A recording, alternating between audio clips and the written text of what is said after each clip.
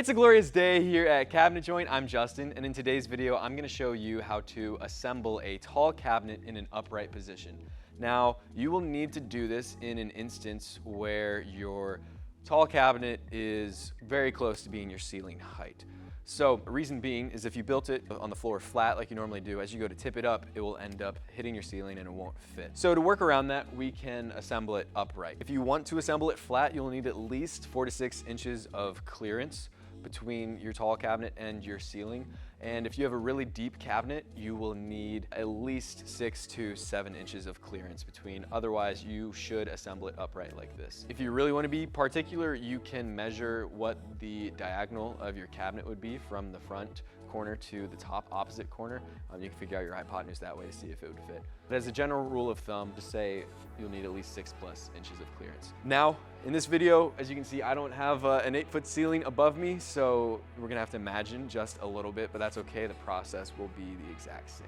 The other thing you'll want to do before you start assembly is if you need to install any crown backer, do that now, because once we get the cabinet assembled, we won't be able to reach a nail gun in there. So if you need to install any backer, do that now. Be aware, if crown is wrapping around the side, then you'll also need to put some backer on the side of your cabinet. With all that being said, these are the tools and supplies that you'll need. Once you have all those tools and supplies ready, we can get right into the assembly. The very first thing I'm doing is taking some cardboard and painter's tape and attaching the cardboard to the wall, because just like you would on your work table, you want to give a bit of a padded surface so that way your front frame won't get potentially damaged or nicked up by a harder surface. And I'm just applying the painter's tape, that way it sticks and I don't need to be fighting it then as I'm building my cabinet. I'm going to be placing a second piece of cardboard on top, and I'm simply using the cardboard that came in with my cabinet shipment, but if you have any other cardboard laying around, feel free to use that as well. But this is what we have lying around the shop. Once I have my cardboard in place, I'm going to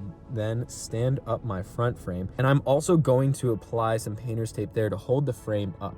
If you have a second person, which I highly recommend having a second hand for this process, it'll be a lot easier, but I'm trying to do it by myself and I find it helpful to put on that painter's tape. That way it holds the front frame up against the wall, and then I don't need to worry about it falling as I'm trying to apply the sides and the tops and the bottoms. It's also helpful to have a ladder at this point, because you are dealing with a tall cabinet. Unless any of you are giants, you will need a ladder for this process.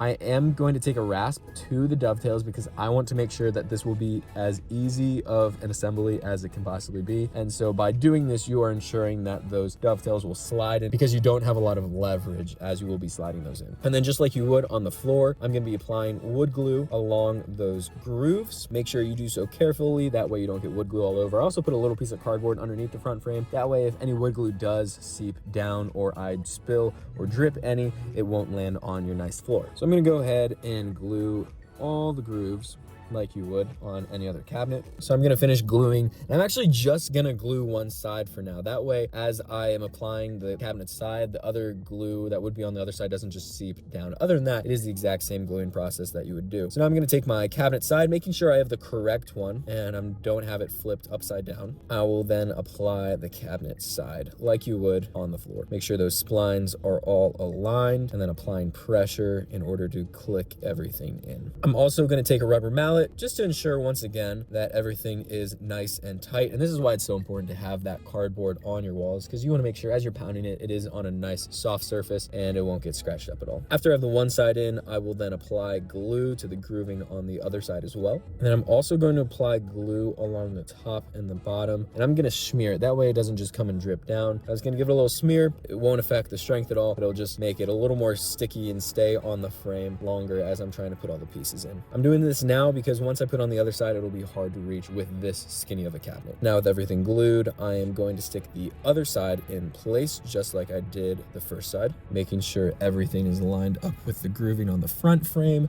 and then making sure those splines are in and everything's connected tightly. Once again, taking my mallet to ensure a nice tight fit. And because this is a flush end, I can easily just look down the side to see whether or not it is tight to the front frame. And I'm gonna take the glue and apply it to those dovetail joints. And this could be something you can do earlier in the process as well. now that I'm looking back. It may have been easier to do it once again because of this is such a skinny cabinet, but I waited to do it till after, and that worked totally fine too. This is where it is nice to have shaved down with the rasp those nail dovetails, because like I said, once again, you don't really have any leverage when you're trying to slide them in. So I had to use a mallet here to get them in, but as you can see, it is sliding in just fine. So after just a little bit of influence, it is all the way in and then tight to the front frame as well.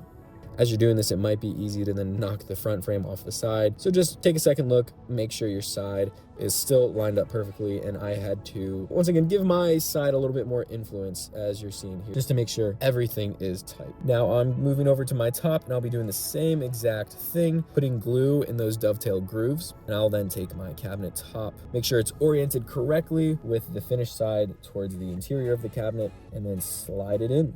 Now I can go and glue the cabinet sides as well as the cabinet top and bottom so that we can go ahead and apply the cabinet back. Taking my cabinet back, making sure once again it's oriented correctly. It's just lining up those dados with the cabinet top and bottom and then getting them lined up. I'm just using the mallet. Once again, make sure everything fits nicely into place, and moving over to the bottom, doing the exact same thing. And you will be able to know when it is fully in place, when it no longer sounds hollow as you are using the mallet. Once everything's seated correctly, I can take my nail gun, and where those holes are drilled out, that is telling me where the center of my cabinet top or bottom is.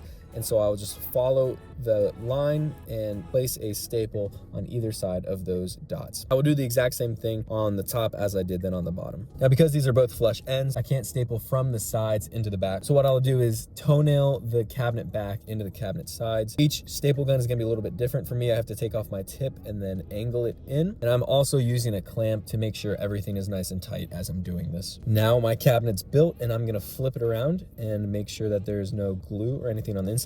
Be careful if you have flush ends on dragging it on the floor, because dragging flush ends or a flush toe, there is a potential then of chipping the paint on the bottom. So be very, very careful and mindful of that as you're doing it. I'm checking for wood glue here, and then taking a wet rag, I can clean up any wood glue that made its way into the interior of your cabinet. It wipes away nice and easy, taking off that tape that we used earlier to hold it along the wall. And because this is a flush end, it is critical that the front frame joint to the cabinet sides is tight. So I'm going to be using some clamps in order to make sure that is the case.